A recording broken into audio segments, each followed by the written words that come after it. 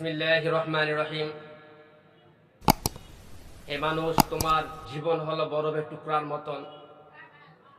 বরফ যেমন ফ্রিজ থেকে নামার পর গলা শুরু হয়ে যায়, হে মানুষ, তোমার জীবন ও মায়ের গর্ভ থেকে বের হওয়ার পরে জীবনের হায়াত শেষ হওয়া শুরু হয়ে যায়।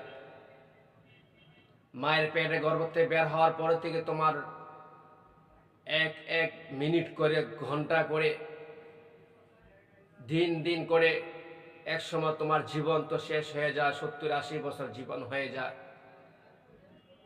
শিশুকাল থেকে শুরু করে যৌবনকাল ফিরত আসে, যৌবন থেকে বৃদ্ধকাল বার্ধক্যকাল ফিরে আসে, এরপর আবার তুমি চলে যাও আল্লাহ তাআলার কাছে।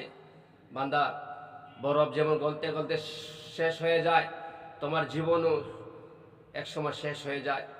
বরফ পাতিল, যদি বরফ ফ্রিজ থেকে নামার পর যদি বরফকে একটা ভালো পাতিলে রাখা হয়, তাহলে বরফটা গলে যাওয়ার পরও কাজে ভালো পাতিলে রাখার কারণে, ভালো পাত্রে রাখার কারণে বরফটা খাওয়ার কাজে লাগবে, কোনো একটা কাজে আসবে। আর যদি বরফটা ফ্রিজ থেকে নামার পরে বান্দা যদি কোনো ময়লা ডাস্টবিন অথবা ময়লা কোনো পাতিলে ফালানো হয়, ময়লা কোনো পাতিলে রাখা হয়, অথবা ময়লা কোনো গ্লাসের মধ্যে রাখা হয়, তাহলে কেউ খাবে না পানিটা। এই পানিটা ঠিকানা হবে ডাস্টবিন বা অন্য বাহিরে কোনো ময়লার ডাস্টবিনে ফালানো হবে। আর যদি ভালো পাতিলে রাখা হয়, গলার পরেও কোনো শরবত বানিয়ে খাওয়া যাবে, অথবা ভালো একটা কাজে রাখা কাজে ব্যবহার করা যাবে। হে বান্দা, তোমার জীবনটা যদি ভালো কাজে ব্যয় করো, ভালো কাজে ব্যয় করো, তাহলে তোমার জীবনটাও একটা কাজে লাগবে। আর যদি তোমার জীবনটাকে খারাপ কাজে ব্যয় করো, তাহলে তোমার জীবনটাও খারাপ দিকে চলে যাবে, তাহলে তোমার ঠিকানা হবে জাহান্নামে। এই জন্য মানুষের জীবনটা অনেক দামি একটা সম্পদ। মানুষ জীবনটা দামি একটা সম্পদ। এই সম্পদকে কাজে লাগাইতে হবে। আল্লাহ তাআলা আমাদেরকে অনর্থক সৃষ্টি করে নাই। আল্লাহ তাআলা বলেন যে বান্দা, তোমাকে আমি অনর্থক সৃষ্টি করি নাই। কোনো পৃথিবীতে কোনো প্রাণীকে আমি অনর্থক সৃষ্টি করি নাই। অবশ্যই প্রত্যেকটা প্রাণীকে আমি সৃষ্টি করেছি দরকারে। কোনো প্রাণীকে সৃষ্টি করেছি আমার দরকারে সৃষ্টি করেছি, মানুষের উপকারের জন্য সৃষ্টি করেছি। পুরো পৃথিবীর কায়নাতকে আমি সৃষ্টি করেছি, অনর্থক সৃষ্টি করি নাই। এমনকি বান্দা, তোমাকে আমি অনর্থক সৃষ্টি করি নাই। তুমি ভাবো নাই যে তোমাকে খেয়াল করতেছি না, তুমি কি কাজ কি করতেছো, কেমন কাজ করতেছো, কি করতেছো, আমি প্রত্যেকটা মুহূর্ত তোমার খেয়াল রাখি। বান্দা, ভেবো না যে আমি তোমাকে অনর্থক সৃষ্টি করেছি। এই জন্য বান্দা, তোমার জীবনটাকে ভালো কাজে ব্যয় করো। জীবনটা যদি ভালো কাজে ব্যয় করো, আল্লাহকে পাওয়া যাবে, আল্লাহ নবীকে পাওয়া যাবে। আর যদি জীবনটাকে খারাপ কাজে ব্যয় করি, তাহলে আমার জীবনটা খারাপ দিকে চলে যাবে। এই জন্য আমরা যদি যে ভালো কাজ করি, তাহলে আমার জীবনটা ভালো হবে। হে আদম সন্তান, হে আদম সন্তান, তুমি ফিরে আসো আল্লাহ তাআলার দিকে। তোমার সামনে অনেক ঘাটি আছে। তোমার জীবন শেষ হওয়ার পরে তোমার একটা জীবন, আরেকটা অন্য একটা জগৎ আছে। সেই জগৎ অবশ্যই তোমাকে যাইতে হবে। প্রত্যেকটা প্রাণীকে মৃত্যুবরণ করতে হয়। মৃত্যুর পর আমাদের একটা জগৎ আছে। সেই জগতে হয়তো জান্নাত নাহলে জাহান্নাম। যদি ভালো কাজ করি জান্নাতে যাব। যদি আমি আল্লাহ তাআলার হুকুম পরিপূর্ণভাবে পালন করি, তাহলে আমি জান্নাতে যাব। যদি আমি আল্লাহ তাআলার হুকুমকে, আল্লাহ তাআলা যে সময় আমাকে দান করেছে, ওই সময়কে যদি আমি আল্লাহ তাআলার কাছে ব্যয় না করি, তাহলে আমার জীবনটা একদম জাহান্নামে চলে যাবে। এই জন্য বান্দা, তোমার জীবনটা তুমি কাজে লাগাও। জীবনটা তোমার হাতে। তোমার জীবনটা তোমায় গঠন করতে হবে। তোমার জীবনটা কেউ গঠন করবে না। দুনিয়াতে অনেক মানুষ বোঝানো ছিল, দুনিয়াতে অনেক মানুষ আছে, তোমার দুনিয়া বোঝানোর লোক অভাব ছিল না।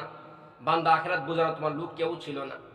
তুমি বিদেশে যাবে, বিদেশে যাওয়ার জন্য কত রকম যত সহযোগিতা সবাই করবে। আর যদি কেউ বিদেশে যায়, টাকা পয়সা সবকিছু সাহায্য করবে। বান্দা, তোমার দুনিয়ার জন্য অনেক লোক আছে, জান্নাত বোঝানোর জন্য লোক নাই। বান্দা, তোমার সফর অনেক বড়, তোমার জীবনটা হইলে অনেক বড়। তোমার জীবন, দুনিয়ার জীবনটার পরে আখিরাতে একটা বড় একটা জীবন আসবে। সেই জীবনটা তোমার বড় ঘাটি পার হইতে হবে, তোমার একাই পার হইতে হবে। বান্দা, বান্দা, অন্য কেউ সাহায্য করবে না। যে তোমার জীবন, তুমি দুনিয়ার জীবনে যদি কোথাও সফরে যাও বান্দা, অল্প জায়গা সফর গেলে কি সামান নিয়ে যাও, খাবার নিয়ে যাও, পানি নিয়ে যাও, জরুরত আসবাবপত্রগুলো নিয়ে যাও। যদি বড় কোনো সফরে যাও, কক্সবাজার অথবা অন্য কোনো দূরে একটু সফরে ঘুরতে যাও, 1 দিন 2 দিন 5 দিনের জন্য যাইতে হলে তোমার সফরটা 5 দিনের জন্য প্রিপারেশন নিতে হয়। সামানা নিতে হয়, মাল সম্পদ টাকা পয়সা নিতে হয়, খাবার পানীয় নিতে হয়। যদি বান্দা তোমার সফরটা যদি বিদেশে হয়, তোমার সফরটার জন্য বিদেশের জন্য অনেক টাকা ব্যয় করতে হয়, অনেক টাকা সঙ্গে সঙ্গে নিয়ে যেতে হয়, অনেক জিনিসপত্র নিয়ে যেতে হয়। বান্দা তোমার জীবন তো অনেক বড়, জীবন শুরু হবে মৃত্যুর পরে, জীবনটা শুরু হবে, বান্দা কখনো শেষ হবে না। ওই জীবনের জন্য তোমার সামানা অনেক বড় সামানা নিয়ে যেতে হবে।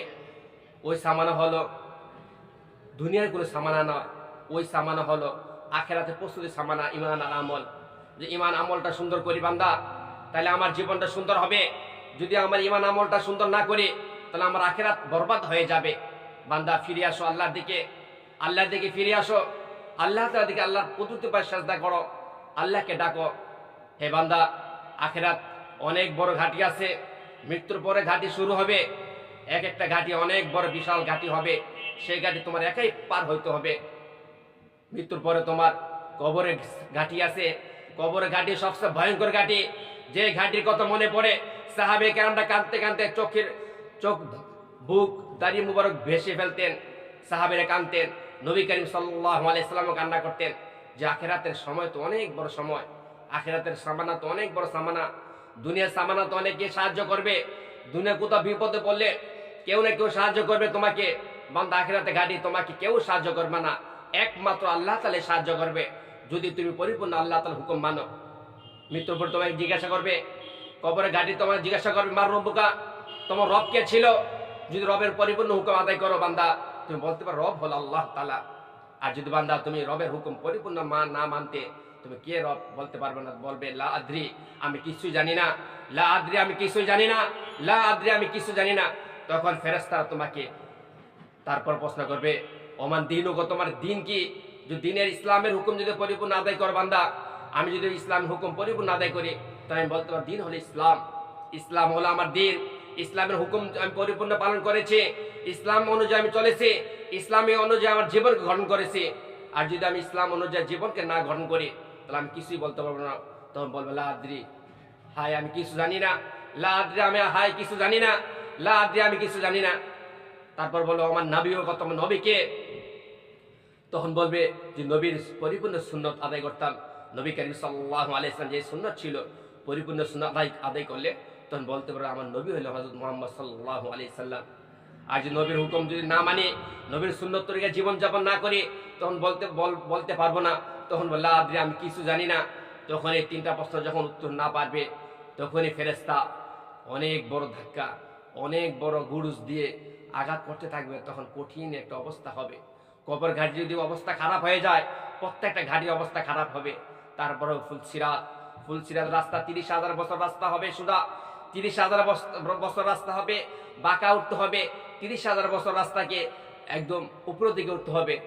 অনেক কঠিন একটা রাস্তা, সারা কোটি কোটি বছরও কেউ পার হইতে পারবে না যদি আল্লাহ তাআলা সাহায্য না করে। যদি সেখানেও আটকে যায় বান্দা, কি অবস্থা হবে? সেখানে তুমি আটকে যাও বান্দা, কে তোমাকে সাহায্য করবে? হে বান্দা, তুমি দুনিয়ার অল্প একটা হায়াতের জন্য, অল্প একটা হায়াতে পড়ে অল্প একটা সুখ পাওয়ার জন্য, দুনিয়ার 1 মিনিটের সুখ পাওয়ার জন্য, কয়েক সেকেন্ডের সুখের জন্য, দুনিয়ার জীবন তো মানুষকে জানে না কয় দিনের হায়াত, কয়দিন বাঁচবে, কয় মিনিট বাঁচবে, কেউ জানে না। বান্দা, এই অল্প সময়ের জন্য তুমি দুনিয়াকে আঁকড়িয়ে ধরলে, আখিরাতকে ভুলে গেলে। বান্দা, আল্লাহ তোমাকে সৃষ্টি করেছে, আল্লাহ কি তোমাকে এত নিয়ামত দেয় নাই? বান্দা, তুমি কেন তোমার জীবনকে নষ্ট করলে? কেন তোমার সময়কে নষ্ট করলে? চা দোকানে বসে বসে সময় নষ্ট করতেছো বান্দা, চা দোকানে বসে বসে নর্তকীর নাচ দেখতেছো বান্দা, অথচ আল্লাহ তাআলা ডাক দিচ্ছে, হাইয়া আলা সালাহ, নামাজের দিকে আসো, হাইয়া আলাল ফালাহ, কল্যাণের দিকে আসো। বান্দা আসো না, মানুষ বোঝাচ্ছে তোমাকে আল্লাহ তাআলার কথা, তুমি কেয়ার করো না বান্দা, তুমি পাত্তাই দিচ্ছ না, সময় নষ্ট করতেছো, সময়কে মূল্যায়ন করো না বান্দা। অবশ্যই একটা সময় আসবে, 1 মিনিটের জন্য তুমি আফসোস করবে, হায় আমি কেন জীবনটা শেষ করলাম, কেন বন্ধুদের পাল্লায় পড়লাম, কেন আমার বন্ধুরা আমাকে নষ্ট করে ফেললো, ধ্বংস করে ফেললো। হায় আফসোস। এই আফসোস করতে করতে মানুষেরা নিজের হাত খেয়ে ফেলবে, নিজের শরীরকে খেয়ে ফেলবে, কামড়াইতে খেয়ে ফেলবে। তখন হাসর ময়দান, কঠিন একটা মুহূর্ত আসবে। সে ময়দানে অনেক কঠিন একটা মুহূর্ত আসবে, যে মুহূর্ত মানুষজন কঠিন একটি পেরেশান। সবাই বলবে হায় কি হবে, ইয়া নাফসি বলতে থাকবে। সকল নবীরা ইয়া নাফসি বলতে থাকবে। সকল মানুষ ইয়া নাফসি বলতে থাকবে। কোন পীর আউলিয়া কেরাম, কোন নবী, সবাই ইয়া নাফসি বলবে। যখন সূর্য থাকবে 1 হাত উপরে, 1 বিঘা উপরে থাকবে সূর্য, তখন অবস্থা কেমন হবে? এখন আমরা দেখি যে অল্প সময় যদি কত হাজার হাজার কিলো, কোটি কোটি মাইল উপরে সূর্য, এরপরও যখন তাপ দিচ্ছে, গরম, অবস্থা খারাপ। এসি কেনার জন্য মানুষ হিরিক করে গেছে। গরম, গরিব মানুষ ঋণ করে, সুদ করে মানুষ গরম থেকে বাঁচার জন্য, কয়েকটা মুহূর্ত বাঁচার জন্য কত পেরেশান। অথচ আখিরাতের তখন হাসরের ময়দান কঠিন একটা মুহূর্ত হবে। হাজার হাজার বছর, 70,000 বছর, 70 লক্ষ বছর পর্যন্ত দাঁড়ায় থাকতে হবে মানুষের। তখন অবস্থা কঠিন অবস্থা হবে। কে সাহায্য করবে বান্দা? একমাত্র আল্লাহ তাআলা সাহায্য করবে, যে তুমি তোমার সময়টাকে ভালো কাজে ব্যয় করো। কঠিন একটা মুহূর্ত হবে। মানুষের ঘামে মানুষের পুরো শরীর ভিজে, মানুষের ঘামে মানুষের পানির মধ্যে হাবুডুবু খাবে। গরম পানি হবে, তাপে, সূর্য তাপে মানুষের মাথা গলে যাবে। প্রত্যেকটা মানুষ কান্না করতে থাকবে। সবাই তো উলঙ্গ, কেউ তাকানো সম্ভব পাবে না। সবাই বলে ইয়া নাফসি, হে আল্লাহ আমাকে বাঁচাও, হয়তো জান্নাত দাও নাহলে জাহান্নাম দাও, হে বান্দা আমাকে, হে আল্লাহ আমাকে বাঁচাও। প্রত্যেকটা বান্দা চিল্লাইতে থাকবে। তখন আল্লাহ তাআলা কানে শুনবে না, আল্লাহ তাআলা কোনো পরোয়া করবে না। আল্লাহ তাআলা রাগে আল্লাহ তাআলা ফুলে থাকবে। আল্লাহ তাআলার কাছে কেউ যেতে পারবে না। তখন আমাদের নবী, যে নবীকে আমরা নবীর সুন্নত মানি না, সে নবী কারীম সাল্লাল্লাহু আলাইহি ওয়াসাল্লাম আল্লাহ তাআলা কুদরত পায়ে সিজদা করবে। আল্লাহ তাআলা আরশের নিচে সিজদা করবে। তো সিজদা পায়ে আল্লাহ তাআলা বলবে ইয়া উম্মতি, নবী কারীম সাল্লাল্লাহু আলাইহি ওয়াসাল্লাম বলবে ইয়া উম্মতি, হে আল্লাহ আমার উম্মতকে বাঁচাও, হে আল্লাহ আমার উম্মতকে বাঁচাও। সে নবীকে আমরা ভুলে যাচ্ছি। আসুন, আমরা দুনিয়ার জীবন তো দুনিয়ার ঘর তো আমরা কত রকম করে সাজাচ্ছি। দুনিয়ার হায়াত, দুনিয়ার ঘর, দুনিয়ার গাড়ি বাড়ি কত সুন্দর করে সাজাচ্ছি। অথচ আখিরাতে বাড়ি গাড়ি আমি কোনোভাবে সাজাচ্ছি না। দুনিয়ার মাটির উপরে ঘর তো আমি সাজাচ্ছি, লাইট দিয়ে, কত রকম বাতি দিয়ে, কত রকম ফুল ঝাড়বাতি দিয়ে সাজাচ্ছি, কত রকম ডেকোরেটর করতেছি ঘরের মধ্যে। অথচ আমার মাটির নিচে ঘরকে আমি সাজাচ্ছি না। মাটির নিচে ঘরকে আমি পোকামাকড় দ্বারা, আমি পোকামাকড় ঘর বানাচ্ছি, সাপ বিচ্ছুর ঘর বানাচ্ছি। দুনিয়ার ঘরকে আমি কত জাঁকজমক করতেছি, দারুণ রাখতেছি, কত রকম ভারী ঘর করতেছি, কত রকম এসি লাগাচ্ছি। অথচ আমার আখিরাতে ঘরটা দুর্গন্ধময় ঘর হচ্ছে, আখিরাতে ঘরটা অন্ধকার ঘর হচ্ছে, আখিরাতে ঘরটা অনেক কঠিন একটা ঘর হচ্ছে। আখিরাতের ঘরটা অনেক আমি একদম নষ্ট করে ফেলছি। আমার আখিরাতে ঘরটা সাপ বিচ্ছুতা ভরে ফেলছি। হে বান্দা, আখিরাত ঘরকে সাজাও, আখিরাতের দিকে আসো। যা করছো ভুলে যাও, আল্লাহ তাআলার কাছে তাওবা করো। আল্লাহ তাআলা ক্ষমাশীল। আল্লাহ তাআলা বলেন যে কোনো বান্দা যদি আমার কাছে তাওবা করে ফিরে আসে, আমি অনেক খুশি হয়ে যাই। বান্দা আল্লাহ তাআলার দিকে ফিরে আসো, আল্লাহ ডাকে সাড়া দাও। যা করেছো দুনিয়াতে ভুল করেছো, আল্লাহ তাআলাকে ডাকে সাড়া দাও। দুনিয়ার ঘরকে ছেড়ে আখিরাতের ঘরকে সাজাও। দুনিয়াকে ছেড়ে আখিরাতকে আঁকড়ে ধরো। বান্দা ফিরে আসো, আল্লাহ দিকে ফিরে আসো। ওমা তৌফিক ইল্লা বিল্লাহ।